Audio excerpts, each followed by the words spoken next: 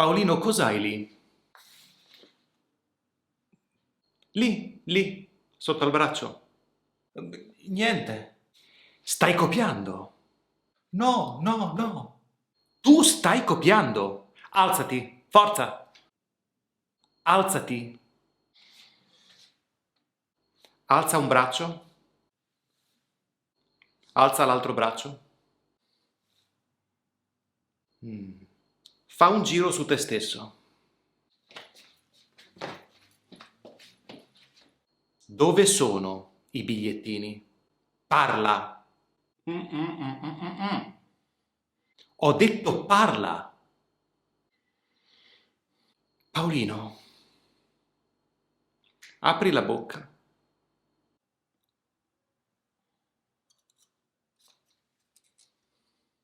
Molto, molto bene. Vieni subito qui con me. Vieni. Adesso fa 10 flessioni.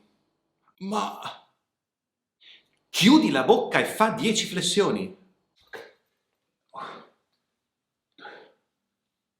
Adesso corri sul posto per 10 minuti. Corri. Adesso torna al tuo posto e continua l'esame. Sta seduto, non parlare e non copiare, chiaro? Dalla scenetta iniziale forse hai intuito l'argomento di oggi. Finalmente parliamo dell'imperativo italiano. Parliamo di imperativo diretto, l'imperativo informale. Faremo l'imperativo formale in un altro video. Vedremo quando si usa l'imperativo, con alcuni esempi insieme, e poi vedremo la sua formazione e la coniugazione dei verbi all'imperativo. Vedrai che è molto più semplice di quanto credi. Prima di tutto, quando si usa l'imperativo? Imperativo. Il nome dice tutto. L'imperativo è usato per dare ordini, parla, per dare istruzioni, cuoci la torta a 180 gradi per 45 minuti, per invitare qualcuno a fare qualcosa, entrate pure, o per dare un suggerimento, bevi un bicchiere d'acqua, così starai meglio. Ovviamente io non posso dare un ordine a me stesso o a persone esterne. Io do un ordine a una persona con cui parlo o a più persone con cui sto parlando. Quindi l'imperativo esiste in due persone, il tu, vieni qui subito, o il voi, entrate, per favore. Può rientrare anche il noi, per esempio andiamo, ma qui è un esortativo e ne parleremo in un altro video. L'imperativo si forma con due persone, il tu e il voi, come abbiamo visto negli esempi. In realtà la formazione di questo modo è molto semplice, perché è quasi identica al presente indicativo. Vediamo tre verbi per le tre coniugazioni. Parlare per la prima coniugazione, in are, chiudere per la seconda coniugazione, in ere, e aprire per la terza coniugazione, in ire. Forse dagli esempi hai notato che l'imperativo coincide con il presente indicativo e questo è vero completamente per i verbi in ere come chiudere e i verbi in ire come aprire. Se conosci il presente indicativo puoi formare anche l'imperativo. Vediamo degli esempi con la seconda persona, il tu, con i verbi chiudere e aprire. Chiudi la porta quando esci. Apri la bottiglia di vino. Vedi? È uguale al presente indicativo. Tu chiudi e tu apri. Chiudi la porta, apri la bottiglia. E funziona così anche per la seconda persona plurale, il voi. Chiudete la bocca, sto parlando. Voi chiudete al presente indicativo è chiudete all'imperativo. E la stessa cosa con il verbo aprire. Aprite il libro e leggete. La coniugazione coincide con il presente indicativo per i verbi in ere e per i verbi in ire. Vediamo la prima coniugazione, il verbo parlare in questo caso. Parla più lentamente, per favore. E per la seconda persona plurale, parlate a bassa voce. Cambia la seconda persona singolare dei verbi in are. Il verbo parlare al presente indicativo è tu parli, ma all'imperativo è parla. Ed è così per tutti i verbi della prima coniugazione all'imperativo. Stiamo parlando dei verbi che sono regolari all'imperativo, come parlare, guardare, mangiare, tornare. Facciamo degli esempi insieme. Luca, compra il pane quando vai al supermercato. È il verbo comprare alla seconda persona singolare e quindi la desinenza è la a. Al presente indicativo è tu compri, ma all'imperativo è compra. Pulisci bene la cucina. Qui è il verbo pulire, è un verbo in ire e quindi è uguale al presente indicativo. E questo vale anche per i verbi in ire con il suffisso isk, come pulire. Pulisci la cucina. Ragazzi, venite qui subito. Venite. Il verbo venire è un verbo della terza coniugazione ed è uguale al presente indicativo. Voi venite, venite qui subito. Bevi un bicchiere d'acqua. Tu bevi, presente indicativo, bevi imperativo. Torna presto. Il verbo tornare è un verbo in are e quindi alla seconda persona singolare è diverso dal presente indicativo. È torna, non torni. Torna presto. Quindi abbiamo visto che per i verbi regolari l'imperativo coincide con il presente indicativo, tranne la seconda persona singolare dei verbi in are. Se vuoi esercitarti di più con l'imperativo italiano, ho due consigli per te.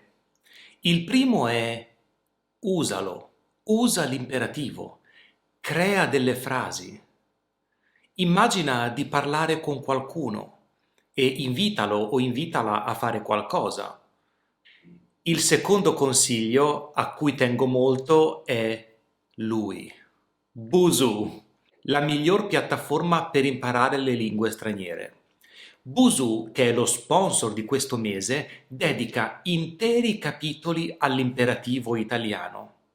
In questi capitoli troverai spiegazioni dettagliate sulla costruzione dell'imperativo in italiano.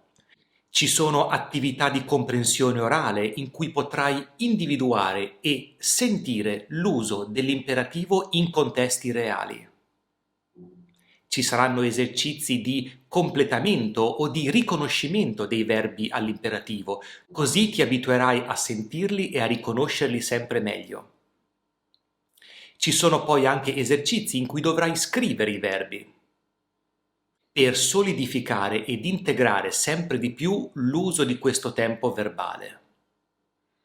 E Busuu offre anche delle conversazioni reali che potrai ascoltare e completare con l'imperativo. Ah, vero! Un'amica italiana una volta mi ha detto: non mettere mai il pollo sulla pasta o sulla pizza e non usare la cipolla e l'aglio nello stesso piatto. Trovi il link per visitare Busuu sotto a questo video, nella descrizione, e potrai anche fare un test di livello gratuito. Così potrai conoscere il tuo livello attuale di italiano. Busuu offre centinaia di lezioni di italiano da un livello A1 a un livello B2. Io uso Busuu da tantissimi anni e per questo sono sempre felice di proporlo. Vediamo velocemente la forma negativa dell'imperativo? È molto semplice. Alla seconda persona plurale non cambia niente. I verbi sono sempre uguali al presente indicativo, ma aggiungiamo il non. Ragazzi, non parlate durante la lezione. Non guardate quel film, è noioso. Alla seconda persona singolare con il tu è ancora più semplice perché aggiungiamo il non e il verbo è sempre, sempre all'infinito. Ascolta e non parlare. Non guardare quel film.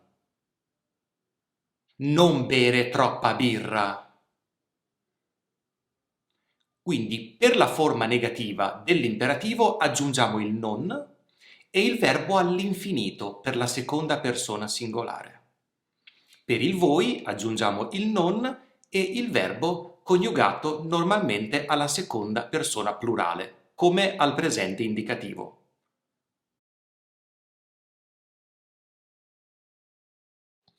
Ci sono ovviamente dei verbi che si comportano in modo un po' irregolare. È così in tutte le lingue. E i verbi irregolari per eccellenza sono i verbi ausiliari, essere e avere. Vediamo il verbo essere con le due persone, il tu e il voi. Lucia, sii gentile con le persone anziane. Sii gentile. Questo è l'imperativo del verbo essere per la seconda persona. Per il voi, siate gentili con gli anziani. Siate. Per la seconda persona singolare, la coniugazione corrisponde al congiuntivo del verbo essere, siate. Sii, siate. E il verbo avere abbi pazienza. Questa è la seconda persona singolare e puoi intuire la seconda persona plurale, il voi. Abbiamo visto che il verbo essere è sii e siate. Il verbo avere è abbi per la seconda persona singolare e abbiate per la seconda persona plurale. Ragazzi, abbiate pazienza, sto arrivando. Questo è l'imperativo dei verbi essere e avere. Adesso vediamo dei verbi che sono comuni e tipicamente irregolari. Il verbo andare, il verbo fare, il verbo dare, il verbo stare e il verbo dire.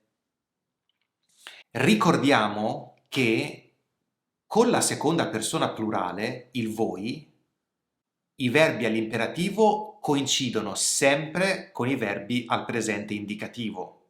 Anche questi verbi irregolari, quindi il verbo andare è andate a casa, come il presente. O il verbo dire, dite la verità, voi dite.